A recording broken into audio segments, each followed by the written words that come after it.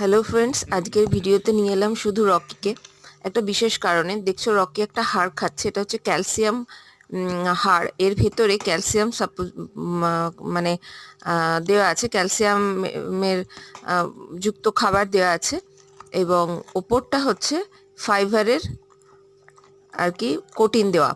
তো এটা ওদের হাড়ের জন্য এবং চোয়ালের জন্য ভীষণ ভালো, প্লাস শরীরে ক্যালসিয়ামটাও যায়, বোনটা শক্ত করে, বোনের ক্যালসিয়াম কোনো ডেফিসিট হলে সেটাকে শক্ত করে। কিন্তু রেগুলারলি এটা কিন্তু দেওয়াটা ভালো নয়। আমি মাঝে মধ্যে গ্যাপ রাখি, আবার মাঝে মধ্যে ওকে দিই, মানে 7 দিন গ্যাপ রাখি, 7 দিন ওকে দিই। কারণ এটা যদি রেগুলার, ওরা সারাদিনে তোমরা এটা একটা করে দিতে পারো।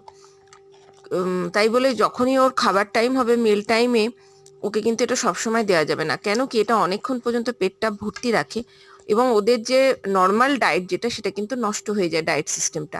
তখন কিন্তু আর অন্য কিছু খাবার মানে ভাত মাংস নর্মালি যে ফুডটা, সেটা ওরা খেতে চায় না। তো সেটাই তোমাদের জন্য শেয়ার করার জন্য আজকে নিয়ে এলাম। দেখো, ওটা দিয়েছে, ও খেতে ভীষণ পছন্দ করে, তখন সমস্ত দুষ্টুমি বন্ধ করে মন দিয়ে খায়। তো চলো, আজকের মতো ভিডিওটা এই অবধি। টাটা সবাইকে।